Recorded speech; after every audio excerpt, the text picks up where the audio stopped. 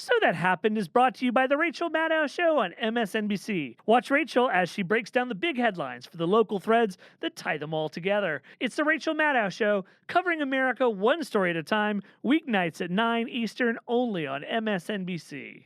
So That Happened is sponsored by ZipRecruiter.com. Business owners, if you're looking to make the best hires and get them before your competition, head to ZipRecruiter.com, where you can post your offers to over 100 job sites with just one click. And you can try it right now for free. Go to ZipRecruiter.com/happened and get the edge on your competition today. This podcast contains explicit language.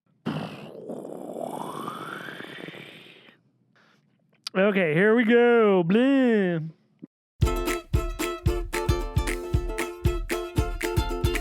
So that happened.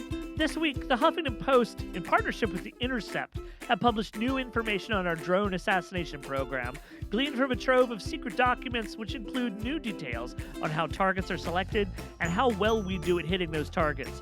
Joining us to talk about these revelations is the Intercept's Cora Courier. Meanwhile, the Democratic candidates for president have had their first primary debate of the season, and now that we've had time to sleep on it, we're going to confront our own conventional wisdom to see if the glib things we said the night of the contest still stand up in the clear light of the new morning. Who won the debate? Might have been someone who never appeared on the stage. And no, we are not talking about Joe Biden. Finally, the manufacturers of Miller and the makers of Budweiser have agreed, in principle, as they say, to a merger that would create the biggest beer company in the world. But is bigger best or even better? Oregon Representative Pete DeFazio joins us to roll out the barrel on behalf of America's small brewers. I'm Jason Linkins with the Huffington Post's Zach Carter, Arthur Delaney, and Elise Foley. And here's what happened first. And we're back. I'm joined now by two very good people, very decent people, true Americans. Elise Foley. Hello. Hey, say hi to people. Hello, everyone. And Arthur Delaney, who you know. Hi. We want to talk about the debate that happened this week with the Democrats, this first Democratic debate. And I feel it's good to actually get some more talk out about it after the fact, because when we're watching the debate in real time, we do tend to get caught up and caught along with the ebb and flow of the memes and talk and hot takes. And it's good now. We've had some space, some time to sleep, sober up a little bit. We can maybe go back over some of the ground we talked about and see if we still think the things we think. But I think, Arthur, you're going to talk about something, an opinion that has not changed since the debate ended. Yeah, I don't know what you're saying that we needed to sleep and sober up. I feel exactly the same way. I feel like the last time we went too easily along with the notion that Carly Fiorina won the debate. And when we thought about what she did to win the debate, which was basically just like be strong against Donald Trump, an admirable thing she did that has no applicability to anything real Americans are doing. It was like kind of a synthetic win. So I think it's valuable to do this. Well, so. I immediately thought that Hillary Clinton was so poised and on message and just well-spoken that she, quote-unquote, won, and that also happened to be the conventional wisdom the next morning. But there is a question of whether the vast majority of Hillary Clinton or Bernie Sanders supporters were happier, and that's more difficult to sort out. But the guy stumbled on a bunch of questions and she didn't. So for that reason, I award the W to Hillary. He gets minus points. Yeah, she gets nothing. I subtract points. I feel like there were definitely moments where Sanders' unwillingness or his particular yen for not doing traditional debate prep showed. There was one terrible moment where I think Bernie Sanders just wasn't listening to what Jib Webb was saying, and so when Anderson Cooper said, "Do we respond to that?" he was just like, "Huh? What? I wasn't listening to Jim Webb like the rest of America." Topic. Right? Because what was the topic? But Hillary Clinton wasn't by any means perfect last night. There were a number of occasions where I think that her answers may get over on people who haven't been paying attention to politics. I continue to be flabbergasted that she described Russia under Medvedev as a different era in Russian political history than Putin, when she described the Russian reset as very successful when Dmitry was there. And then when Vladimir came back, everything started going to shit. And I was like, no, they are one and the same. Medvedev was essentially, is to Vladimir Putin as lamb chop is to Shari Lewis. There was no honest to God practical situation in which Putin was not running the show at any time during that period of time. I thought that answer was too clever by half, but it probably did get over with Democratic partisans watching the debate, and especially Hillary partisans. They probably were just like, yeah, that's a great way of dodging that question, I guess. So I didn't think, I thought that you're right. From the standpoint of being poised, doing all those things to help to stoke perceptions among Beltway insiders, people don't pay attention to politics at the real politics at street level.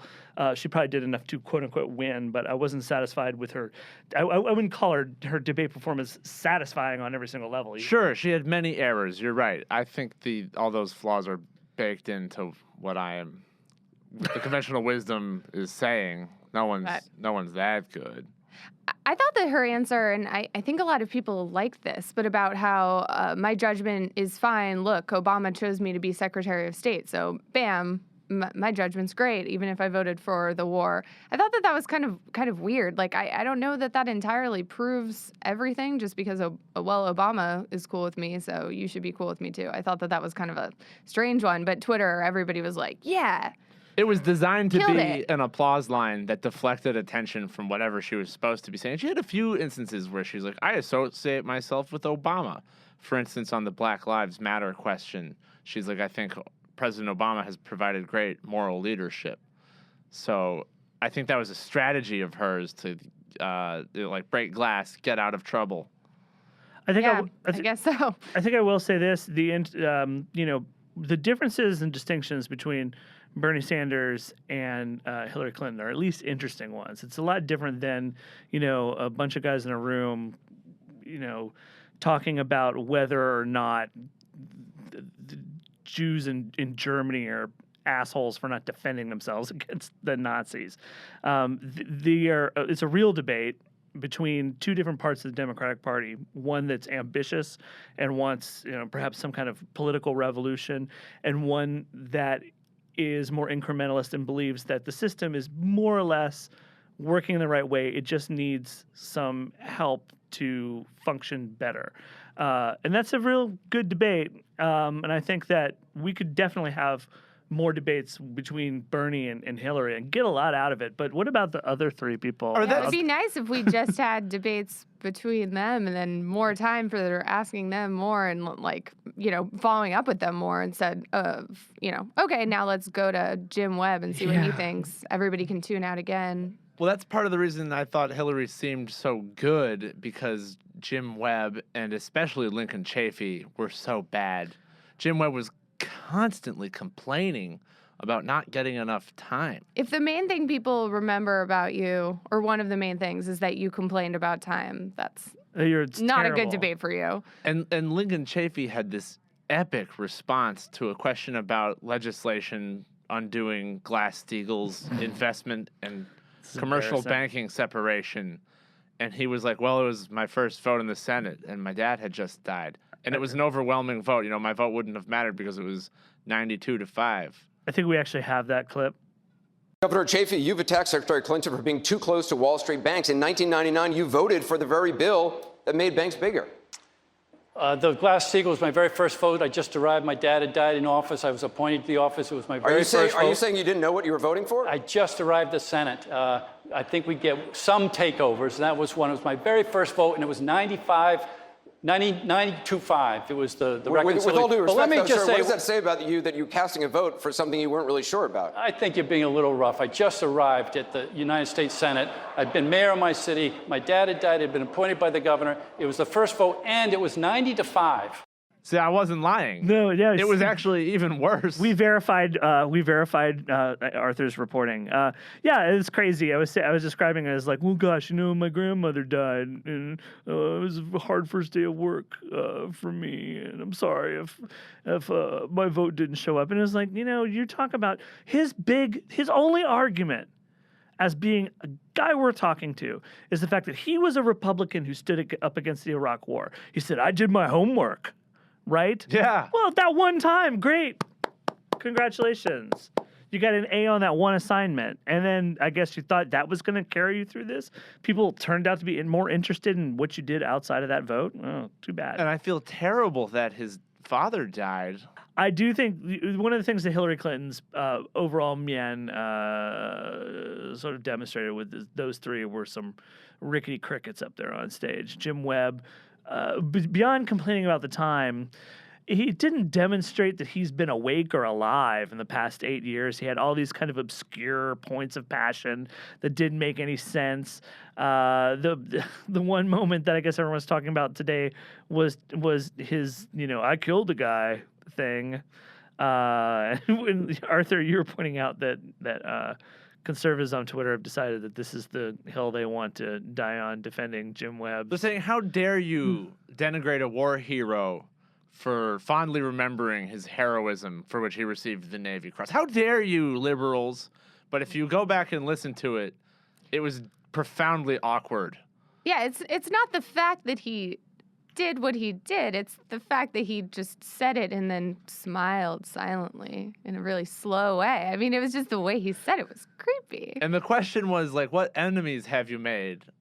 In politics. Yeah, in politics. Right? That's Obviously, not really in politics. The context was in politics, not... You can't be like, my ex-boyfriend hates me. Yeah. That's my main enemy. Whom have you killed? It would be a better Next question. debate. Did anybody else kill anybody up here on stage? Anyone want to respond to that? We're not saying he shouldn't have thrown the grenade in the bunker. That was great. Arthur's smiling so It much. was just a very strange moment in a debate that I had never seen anything quite like it. But I also thought Jim Webb said some good things. He sort of comes off, I agree, like he hasn't been around for a while. But I feel bad for him. He's simultaneously trying to appeal to a type of Democratic voter that is no longer really part of the coalition of voters that Democrats are trying to win the presidency with. These blue-collar, working-class, white people who want to hear a nuanced position on the Confederate flag and aren't into Black Lives Matter. What's interesting, though, and he pointed this out last night, is that he was a very early adopter of the notion that we got to do criminal justice reform. He was all for it back in 2008, way before it became this big thing that it is now. But it's hard to get past this other stuff he sort of panders with. What's tough to reconcile is that he was an early adopter of a lot of positions that have become recently voguish, most notably economic populism. But his sort of rallying cry when he jumped into this race in the first place was, my party's moved too far to the left and I've got to bring it back. And I stood there confused thinking, no, your party is now where you want it to be. You're economic populist Jim Webb. You're military adventurous skeptic Jim Webb. You're let's limit mass incarceration Jim Webb. And I talked to a lot of the people who, well, not a lot, but I talked to a number of people who supported Jim Webb right out of the gate and worked on his campaigns. And some of them said, I don't recognize this dude from the guy I supported for Senate race. That is the thing I've found hard to reconcile. He should be entering this race thinking, now I'm in the catbird seat. My party's listening to the stuff I most want. But he seems to think his party's abandoned him again. And it's like, that's the shtick again, because he ran as a Democrat in the first place, saying the Republican Party abandoned him. This constantly being adrift for all those occasions, and there were some last night where Jim Webb could speak in complete paragraphs about important topics. The sense that he's completely adrift really shows. You know who I don't know if we've mentioned yet? Who? Martin O'Malley. Yeah, I don't know if we've mentioned him yet at all. Not sure what to say, to be Let honest. me check with the producers. He did fine, I think. Our producers are saying that we haven't mentioned Martin O'Malley yet, which is, I guess, problematic for... Yeah, maybe I feel it's like that good. says something. Maybe it's good for Martin O'Malley. He was the tallest person on stage. Neither won nor lost. Yeah. You know, he's kind of like the Stoke City of...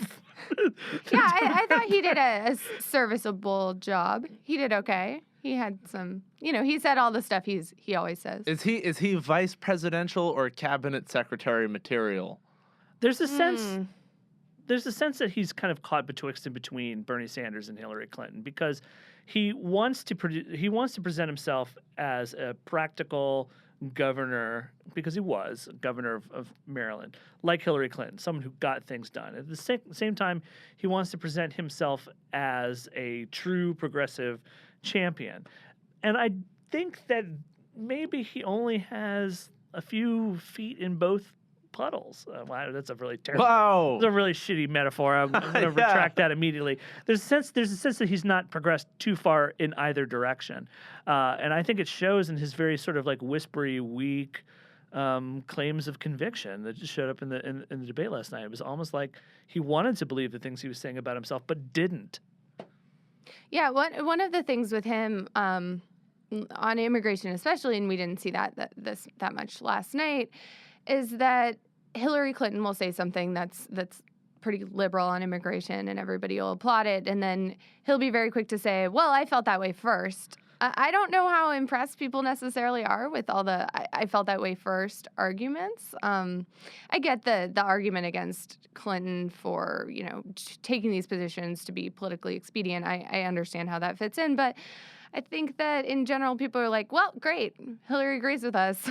We're happy, at least on immigration to some degree. So a lot of his stuff, I think, is that way, and I just don't know. I don't know if that's that was winning. Similar dynamic with Glass-Steagall, where he wanted to jump on the idea that we shouldn't have undone that, which is really something Bernie Sanders is more known for.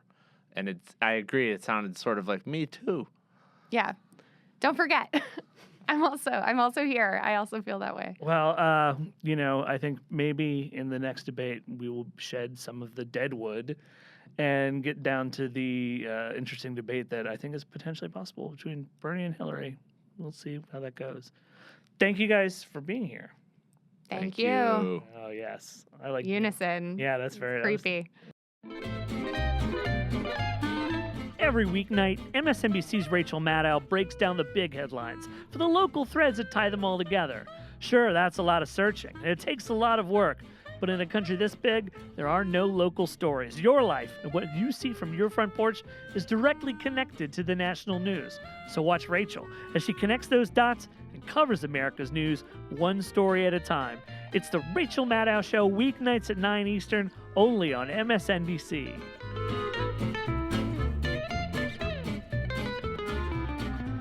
Hey everybody, welcome back. I'm Jason Linkins, joined right now by Zach Carter. Hello. This week, The Intercept's Jeremy Scahill and Cora Courier and Ryan Devereaux and a whole team of reporters for that organization released a trove of documents pertaining to the United States secret drone program. This information, leaked to The Intercept by a confidential source, exposes new details on how targets were selected for assassination, how good the underlying intelligence was, and what the government does when the people we kill weren't actually the people that deserve to be killed. The Huffington Post is partnering with The Intercept in publishing this material, and joining us now to talk about this in greater depth is Cora Courier for The Intercept. Hi, thanks so much for having me. Thanks for joining us. So this is a very complicated story. Just as an overview, what did we learn from these classified documents? Well, these documents represent the Pentagon's internal assessment of how the drone program was working in Yemen and Somalia in 2011 and 2012, a period when the program ramped up massively and there were a huge increase in drone strikes going after Al-Qaeda in the Arabian Peninsula and Al-Shabaab and others thought to be affiliated with those groups in Yemen and Somalia. So this is an internal Pentagon assessment of how that campaign was going, how the military's Joint Special Operations Command was carrying out surveillance and on targets and ultimately killing them, usually by drone strikes, also by other kinds of airstrikes.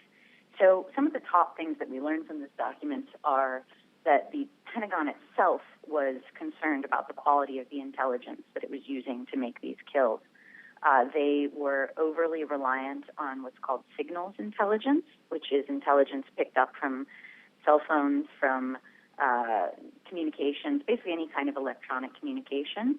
And they felt that they had a severe lack of human intelligence from the ground, sources on the ground that could tell them whether the phone they were looking at actually belonged to the person they wanted to target.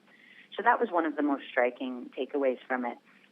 It also maps out this architecture of drone bases around the Horn of Africa.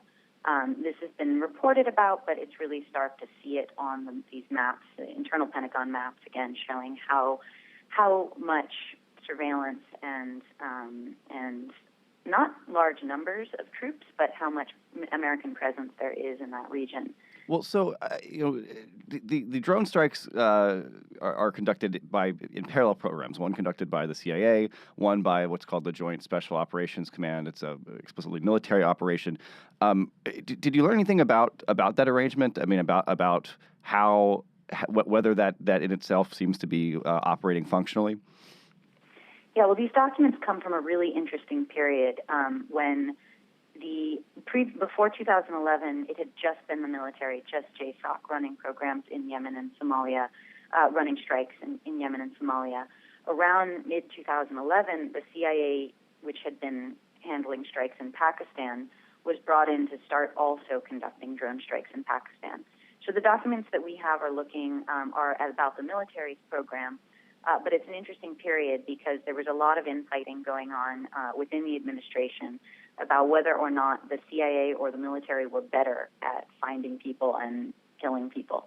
And this, in some of our sources looking at these documents, were like, yeah, this is what's known as a wine brief, or something that the military is basically saying, look, we can do this just as well as the CIA, but we don't have as many resources. We got used to having a huge troop presence in Afghanistan and a huge amount of resources, a huge amount of surveillance equipment, drones, other kinds of surveillance flights, and we can't do that in Yemen and Somalia because we don't have the resources we want.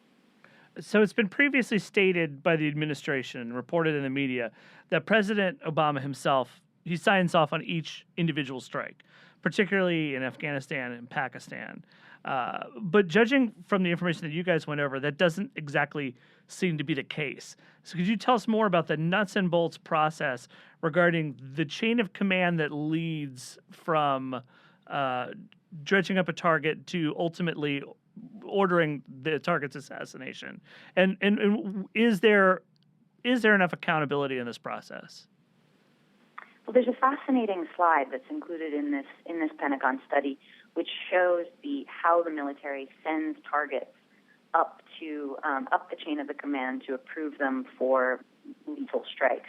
And they start, again, this is the military's process. They call them, they package the information, like sort of the intelligence that's collected on somebody who might be potentially judged to be a target. They call it a baseball card. So they package this information on a baseball card. The baseball card gets sent from the task force, the military task force that's tracking him, up through the regional military command, to the Joint Chiefs of Staff, to the Secretary of Defense, and then it's taken to this inner circle of the National Security Council that's known as the Deputies Committee and the Principals Committee, and these are top advisors. This is John Brennan at the time. Was John Brennan, Hillary Clinton. These are the president's basically top national security advisors, and they look over these cases and they represent the interagency views on whether this person actually presents enough of a threat to be killed. And then eventually the president signs off on a 60-day authorization to kill that person. So when the president says that he signed off on strikes, it's more that he signed off on people. So the principals committee part of this seems kind of weird to me. How does this you look at the names of the people who are included? It's people like Jeff Zients, who's the OMB director, the Treasury Secretary. How did those people? They seem like strange people to be making assassination decisions. How does that committee work? Well, I think by the letter of the law, the Principals Committee of the National Security Council is outlined as including some 17 officials, right, including the Secretary of Energy, including the Director of the Office of, the OMB, right? They're probably not the ones actually signing off on drone strikes, making detailed recommendations about who and who isn't an affiliate of al-Shabaab. But formally, they are all part of the Principals Committee, and the idea is that by having this interagency process in the White House, you're representing the views of the entire government on these very significant strikes. But in practice, it's not going to be, it's not going to be the Treasury. It's going to be Hillary Clinton representing, the State Department's views on it. Perhaps James Clapper, the Director of National Intelligence, representing the intelligence community's views on this, and they're going to hash it out. And almost every account points to the influence of John Brennan, who is now the CIA director and was the counterterrorism advisor. That role is now played by Lisa Monaco, and they'd be the ones that would really take the recommendations to the president and be the real people who influence his decisions. Let's talk a little bit about the external aspect of the approval process. According to the process you guys have documented, drone strikes require the specific approval of various stakeholders to be carried out, not just the people in our own government. They also include the approval of some high-ranking official from the host nation in which the strike is to be carried out.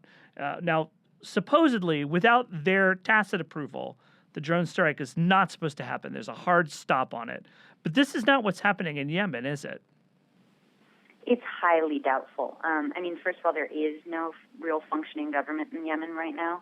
So the United States is probably not calling up the Houthi rebel leaders and asking them, hey, how do you feel about this? But even when we had a strong ally like Hadi as president of Yemen,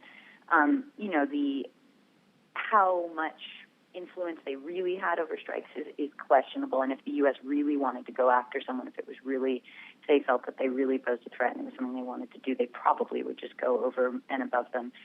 We had a foreign minister from Somalia which similarly is not a particularly strong central government, say that he hoped the U.S. would respect their sovereignty if they disputed a strike, but he didn't know of an example. So President Obama announced this week that the war in Afghanistan, at least the U.S. troop presence, is going to continue through the end of 2017. What do these drone strikes taking place in Yemen and Somalia just have to do with the war in Afghanistan? Or are these things that are seen as part of the same operational mission in some way, or are these just sort of independent wars that are going on?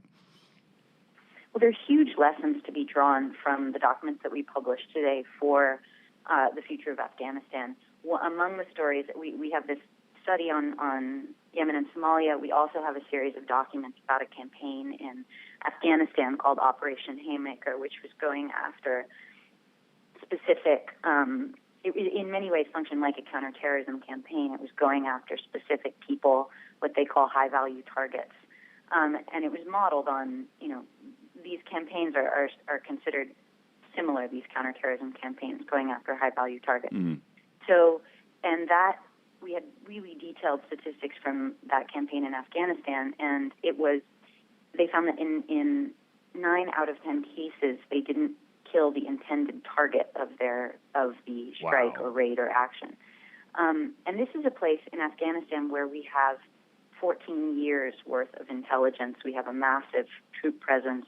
And if we have low success rates and we're killing people who may not be actual threats to the United States or even to troops, my colleague Ryan Devereaux goes into detail on one case of a guy who had, actually been fighting the Taliban before the U.S.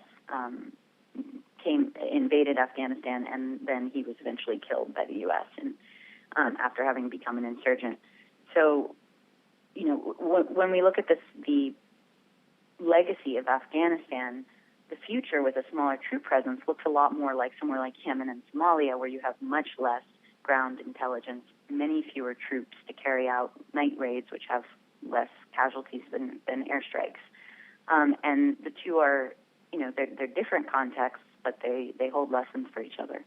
So last question. I'm sorry to say that this is the last question because I could talk a long time about this, but Andrew Coburn, who authored the book Kill Chain, which is about the drone program, and an interview with William Arkin of Gawker, he said that the appeal of the drone program for our leaders is that they create this opportunity for war without an evident national sacrifice. Coburn says, with no national sacrifice, there's no need to pay attention to what ordinary people think.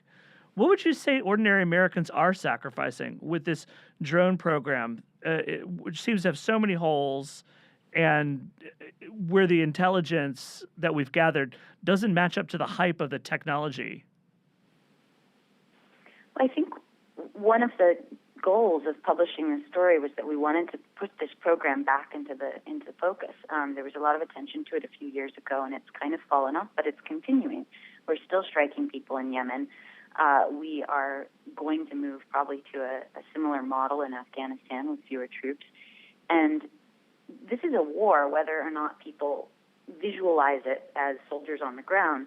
And it's going to have, it's a war that's being carried out with very little public debate, and it's going to have consequences. There's the blowback factor in terms of, the people on the ground in those countries know that drones are dropping bombs, even if the American people don't. It can inspire recruits to new causes. And then there's a kind of strategic question from a military standpoint, even if you don't object to the use of force in these places, which is, are we just killing because it seems like there's no better option? Are we just hitting these people at almost at random? And even if they're not very great people, what's the overall strategy here? Where does it end? When you look at Syria now and Iraq, are we just going to continue this new normal of just regularly carrying out targeted assassinations? Hey, business owners, there's no better time than now to get out there and hire the best people. But posting your job offers in just one place, that's not going to cut it. And when you're short-staffed, there's no time to deal with the dozens of different job sites. Until now, thanks to ZipRecruiter.com, you can post to over 100 job sites with a single click. Just post once, and within 24 hours, watch your candidates roll into ZipRecruiter's easy-to-use interface. Plus, be instantly matched to candidates from over 4 million resumes. Tara Novotny has this to say about ZipRecruiter. Quote, ZipRecruiter has completely changed the way we evaluate and manage candidates. And as a small business, we subscribe to the always be hiring approach to growth, and the tools available to us through our membership have made that task simpler, easier, and faster. ZipRecruiter has been used by over 400,000 business owners just like Tara, and now you can try it for free. Try ZipRecruiter. Get your perfect candidate before they go to somebody else. Go to ZipRecruiter.com/happen. That's ZipRecruiter.com/happen. Again, ZipRecruiter.com/happen. Try it today and get the edge on your competition.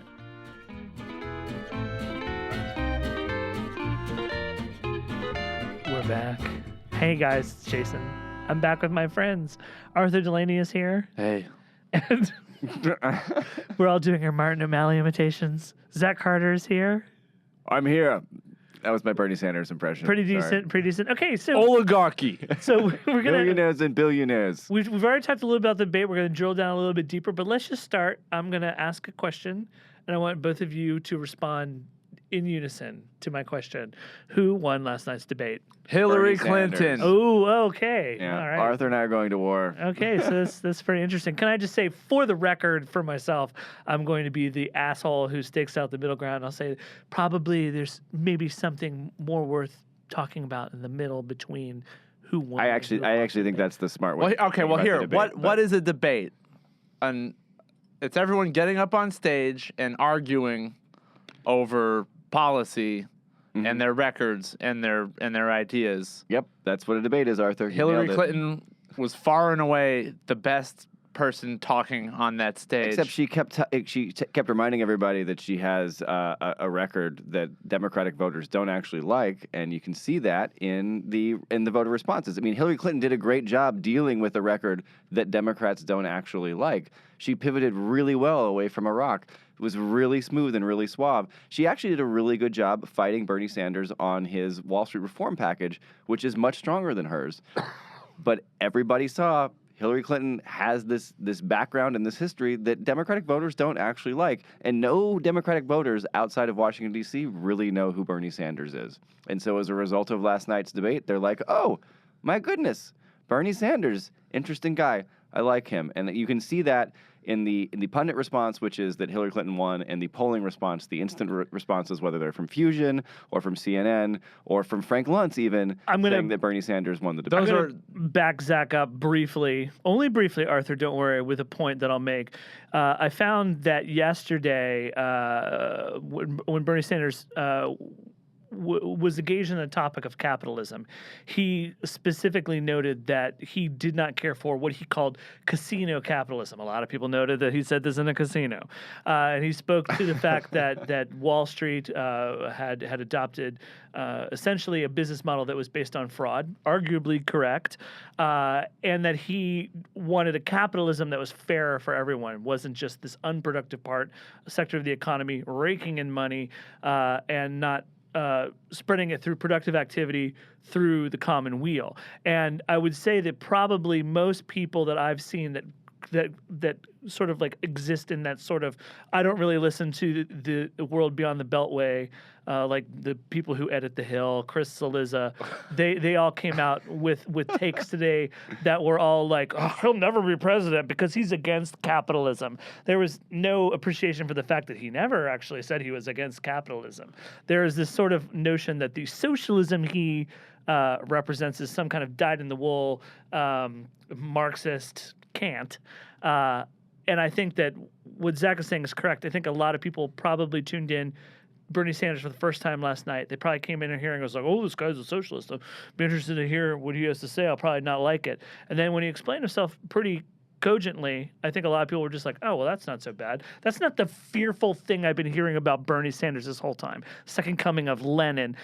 Now we know that's off the table now. We know that's not. There will be no Sanders purge. Yeah, I think that probably the extent to which Sanders is different on capitalism from the rest of the Washington establishment or the American tradition is that he's not neoliberal in his approach to there's capitalism. a lot of well, go ahead, Arthur. I think we've been beating this up on is you. not. This doesn't get to my point yet, but I'm sorry we failed to get to your point yet. I mean, I'm going to now say something that doesn't bolster my argument that I thought Hillary won. It's that. But actually, yes, it does, because Bernie Sanders makes this a lot more confusing than it needs to be when he calls himself a democratic socialist. And then he's confronted with this question from Anderson Cooper, are you a capitalist? Are you a socialist? What's the deal? And then he proceeds to say, well, yeah, we got to look at like Norway and Sweden. It's like, no. Slow down. People need to understand how much socialism we already have in the United States of America. And I wish Bernie Sanders would just say, look, I love Social Security. Social Security is a little bit of socialism that makes everyone's life better. And a lot of security. and everyone really likes it. Yeah, because it gives you security, but most importantly, economic freedom. So I think Sanders, by insisting that he call himself a democratic socialist and giving this confusing answer about these Northern European countries, really makes it confusing. And even if I'll concede maybe the polls won't bear this out, but I don't think it helps voters understand what he's getting at. I'll readily concede that the invocation of Denmark and Sweden, though, as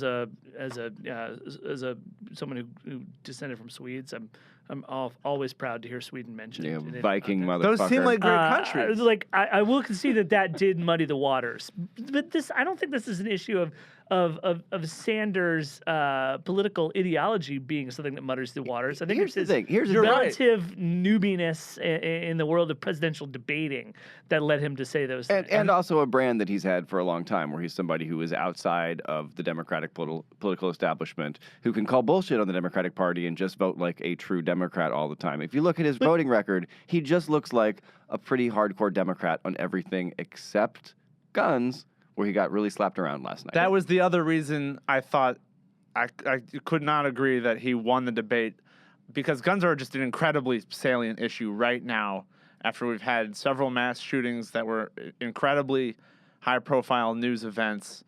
And Sanders' position on guns was totally unclear. I'll give you guns, Arthur. But I'm going to bolster Arthur momentarily. Sorry, Zach. Oh my God. See how how goddamn fair I am. Fucking Anderson Cooper in here. So I will take issue with your contention that Sanders said things that all Democratic voters like. I think that you should be able to concede the fact that the Democratic base is not monolithic, and there are people who would fall into what someone like Chris Hayes would call institutionalists, and people who would fall into what Hayes would call revolutionaries.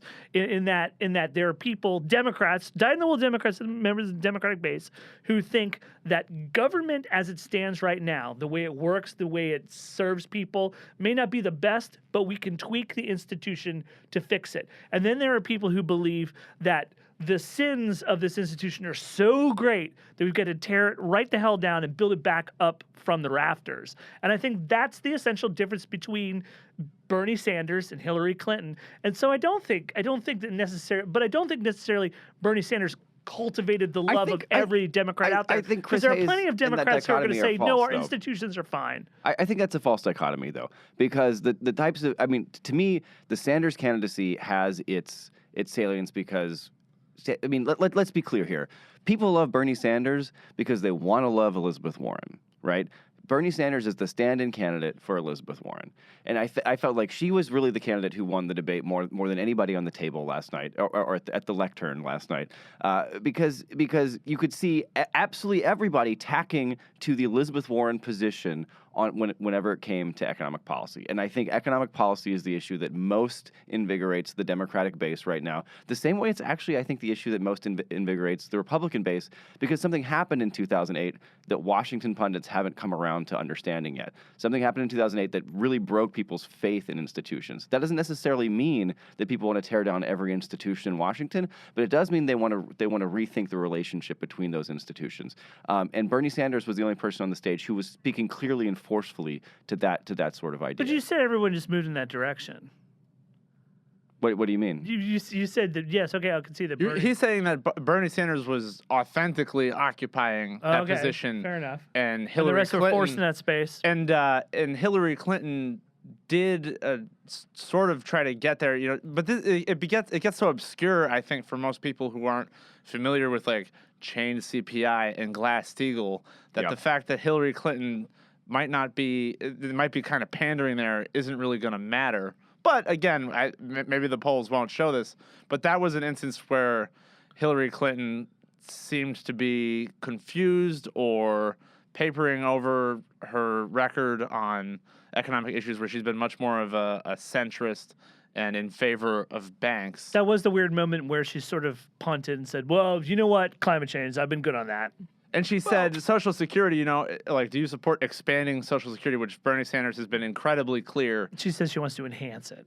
Which doesn't, enhance, strengthen. These are Washington buzzwords that really don't mean anything. They, sure. And what about expanding it? She was really pressed on this by Anderson Cooper, and she was like, for widows. I think that if Hillary Clinton... widows? Wait, isn't that what Social Security is for? I think that if Hillary Clinton was to give an honest answer to that, she would say, Bernie Sanders wants to expand Social Security in an arena in which he'll never get the votes to do so. I want to be a bulwark against the Republicans' attempt to dismantle Social Security. I think that's the choice, the real choice, and I think that. But note that she couldn't say that. No, that is what she said. I would be a bulwark against Republican efforts to destroy it. That actually is what she said at the end. Yes, she did. But she says it in a way that people who do follow this closely, who are Democratic activists, who probably love Bernie Sanders the most, does not preclude her supporting things that they would consider cuts to Social Security that centrist politicians in Washington don't, such as reducing cost of living increases, which is, a phantom cut to benefits that the political establishment thinks would be great. And that Mitch McConnell is actually actively trying to push Barack Obama into doing by holding the debt ceiling hostage this week. Right, yeah. Right. So her answer she did not go there. She was not willing to say, I won't let that happen, because she probably would be happy to let it happen and knows no one really knows what they're talking about in that moment. So I guess, but I felt like this happened a couple of times. There was the Social Security answer. There was a sort of three-way tete-a-tete between Sanders, Clinton, and Martin O'Malley on too big to fail in banking, in which Clinton said that her banking policy was tougher than Sanders, and Sanders kind of shrugged it off and laughed and said, "Well, that's not true." That was one of his best moments, by the way. Yeah. And I mean, he was just right. Like she isn't taking on institutional financial power, and she's pretending that she is, and pretending that it's tougher. And for what it's worth, institutional financial power has been kind of public and saying, yeah, we know Hillary Clinton's got to say this, but we understand she's not done really mean a word of it. Yeah, I mean, I wrote a story on her plan where we quoted some Wall Street analysts saying, like, yeah, we think Hillary Clinton would be pretty good to Wall Street. And then TPP, where she said the Trans-Pacific Partnership, this trade deal, where she said, you know, when I was when I was Secretary of State, this looked like a great deal, and I had high hopes for it. But now it looks like it's not good, so I oppose it. Well, you know, you talk to most people who are smart about TPP and been following it for a long time, it pretty much came out the way they expected it to. So either she was really bad at TPP forecasting 2 or 3 years ago, or that was a political move and a political dodge that she made. And I think that came across. And I think you know, people might not understand the policy issues on Glass-Steagall or on breaking up the banks or on TPP individually, but there was, I think, a level of just straightforwardness from Bernie Sanders that came across that Clinton did not have, which is not to say that Clinton didn't feel compelled to move to the Sanders position. I don't think she was moving to the Sanders position. I think she was moving to the Elizabeth Warren position because I think that is actually the person who is leading the party on these issues. That whole part of the debate was kind of hard to follow. It was strange how Martin O'Malley was sort of an interloper talking about Glass-Steagall. That really was a fight between Bernie and Hillary. But the big thing that was easiest to understand has got to be the paid leave. And even though Bernie Sanders has been the most forceful proponent of that in politics right now, she was the most forceful in that debate. And she did come off very strongly on that. That's true. I think that maybe one thing we can all agree on is that maybe the winner last night is this kind of tidal pull that Elizabeth Warren has had on the party. She's maybe not ready to run for president, but it seems like if you're running for president, you got to be ready to deal with everything Elizabeth Warren has brought to the party. I think that's the case. And our listeners are also the winner. Thanks, listeners. You win. You win, listeners. We will be... Arthur and I will make up. It'll be okay, guys. Yeah, this is all great fun. Okay, we're going to go off stage now to hit each other over the head with bricks. Hey, guys. We'll get back to the program in just a second. I just wanted to take a minute to welcome all of you into my safe space here, and to thank all of you for tuning into the show and helping us to create an Inside the Beltway show for Beltway outsiders and make it a reality. We love hearing from you. Your feedback has been such a tremendously good, positive influence on us every week. Now, you can help other people find out about this show that you're helping to build. If you are an iTunes user, please look for our show, subscribe if you haven't, and use iTunes' widgets to rate our show and to leave us a comment. It will help people like you find this show, and we can keep building what we've got going together. So head on out to iTunes, subscribe, rate, and say hello to us and your fellow listeners. Thanks so much, guys. And now, here's something else that happened.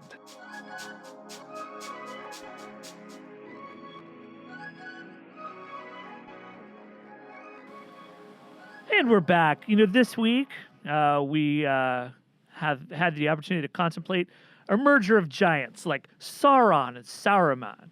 In this case, we're talking about Miller and Budweiser, two gigantic beer brands that are now looking to form one gigantic beer brand to rule them all. Joining us to talk about why this is bad for America and everyone living in America is Democratic Representative Pete DeFazio from Oregon. And forgive me if I get this wrong, but you are the founding member of the Small Brewers Caucus in Congress. Is that not correct?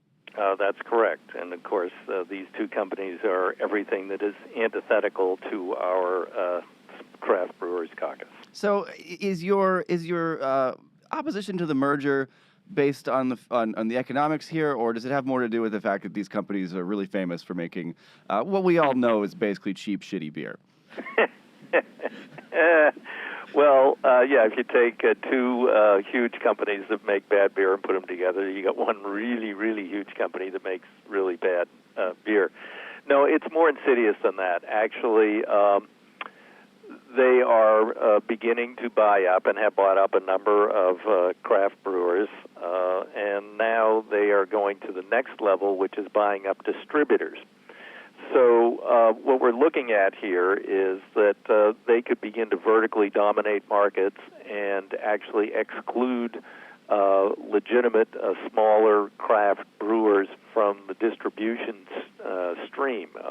Distribution varies state to state in terms of how it's regulated or not regulated.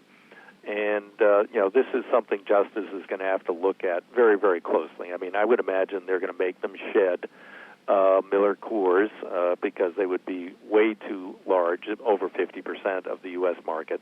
And secondly, I would hope Justice would rule that they cannot own distributors because, again, then they could begin to use their market power, their dominance, their purchasing power, buy up a few more good craft brewers, favor them, and try and exclude the others from the market. There's a sense in which, if you were a fan of cheap, shitty beer, as I am, I actually like bad beer. I prefer it to this fancy pants craft beer business. There are prices. Condolences. Hey, nobody's perfect. There's a sense in which this puts the pricing pressure in the wrong direction for the consumer. By not only can they exercise market power against other competitors, keep different flavors of beer from seeing consumers, but they can actually just with less competition, you can raise prices. So your crappy Miller beer can get more expensive. I think one thing that's kind of crazy about this merger. You mentioned that the acquired company, it's called SAB Miller. It's a big international conglomerate. They could sell off the Miller brand itself as part of, because it's actually manufactured through this merger, not merger. It's a joint venture called Molson Coors. But if they sell that off, they sell it to Molson Coors. So you still have Miller and Coors and Molson all in one giant behemoth as sort of the consolation prize for antitrust warriors. Is this? To me, this reflects a broader trend in corporate governance over the last few years. Do you think the Justice Department has any viable options available to protect consumers and allow this deal to proceed? Well, I mean, you're right. For those of you who prefer this sort of beer, there is very likely to be upward pressure on prices. The scenario you just sketched out would give them a little less pricing power. It would still be a heck of a lot of pricing power. But remember, you are, part of, I don't want to say a dying breed, but, the beer market's pretty flat, except for the growth, and all the growth is in craft beers. Heck, I can go into a lager bar in rural Oregon now, and very likely I'm going to find at least one or two taps of good beer there, non-Miller, Coors, Bud, etc. So, America is developing, good beer taste, and these folks are on the decline, which is part of why they're making these big moves. They know they're losing out to the more innovative craft brews in a market that overall isn't growing. I think I perhaps drink a more wider variety of beer than Zach, and I think I would say that my experience in the past few years dovetails with what you're talking about. I walk into restaurants and I get a much wider range of choices, and I also encounter more and more people who work at restaurants, work at bars, who can speak pretty fluently about what you're buying, what you're purchasing. So to me, there's been sort of a real uptick in consumer choice and consumer information. Describe for me what the world in which the Miller Budweiser behemoth comes into existence. What's that like for consumers at street level, ordinary Americans who maybe aren't completely opposed to moving past swill every once in a while?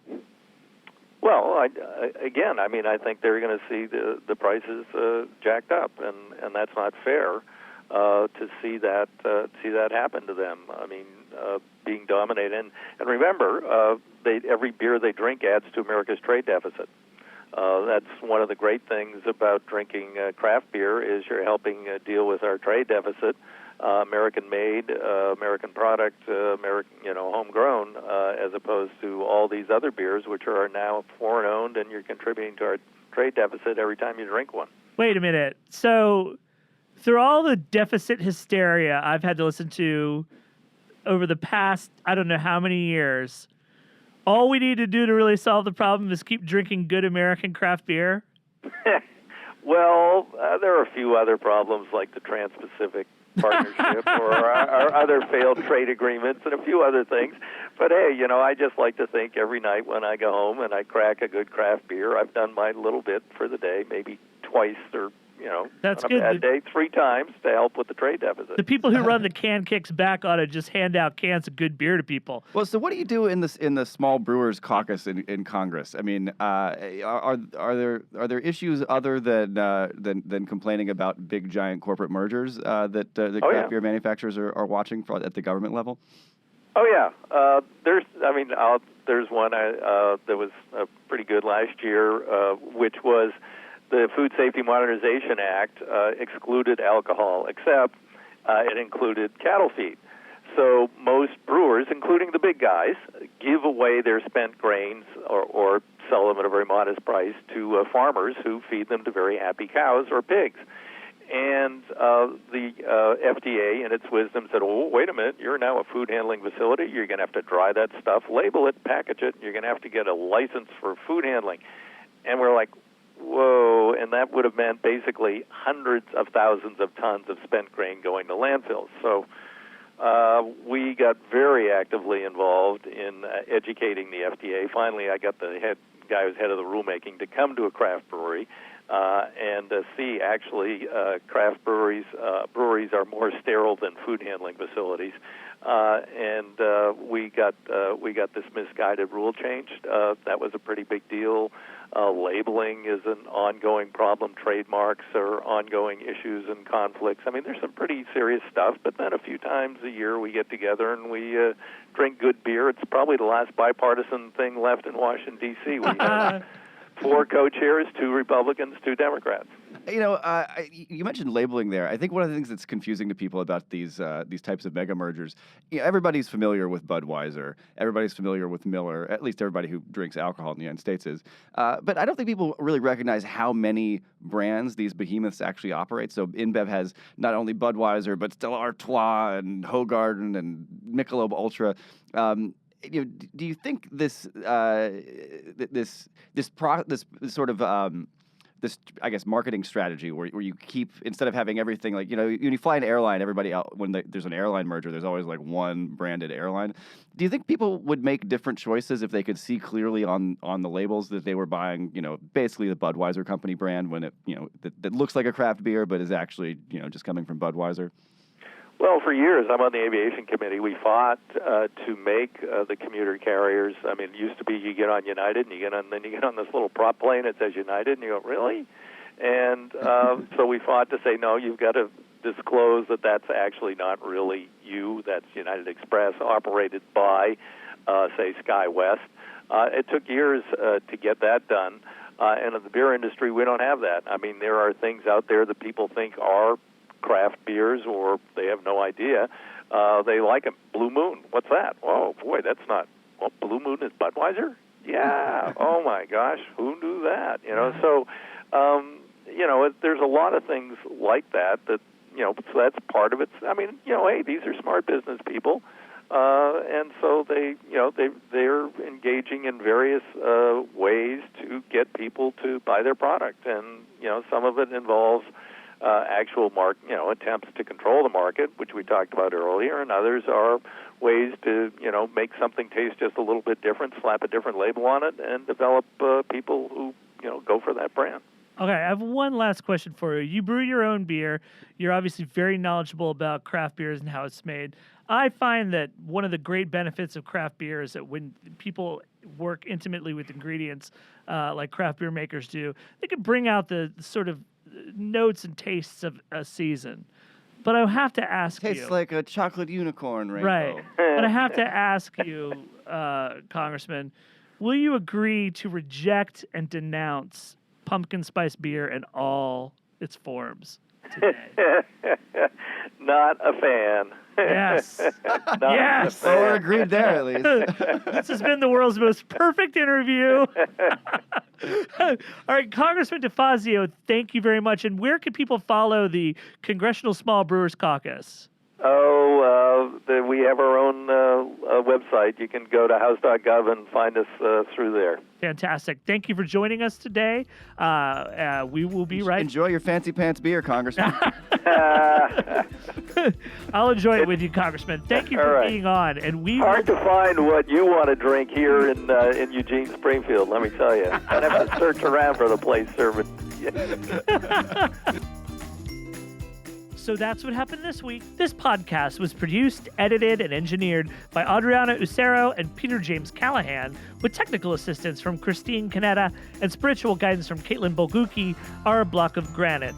I'm Jason Linkins, and this week we were joined by the Intercept's Cora Courier, Oregon Representative Pete DeFazio, and Huffington Post reporters Zach Carter, Arthur Delaney, and Elise Foley. This podcast was sponsored by The Rachel Maddow Show, covering America's news one story at a time each weeknight at 9 p.m. Eastern on MSNBC. This podcast was also sponsored by ZipRecruiter.com. Go to ZipRecruiter.com/happen and start getting the edge on your competition today. So That Happened is available on iTunes at iTunes.com/SoThatHappened. Check us out in the iTunes store. And while you're there, look for the Huffington Post's whole family of podcasts. Subscribe and tell your friends. If there's something you'd like to hear us talk about, please send an email to sothathappened@huffingtonpost.com. As always, thanks for listening. We miss you already.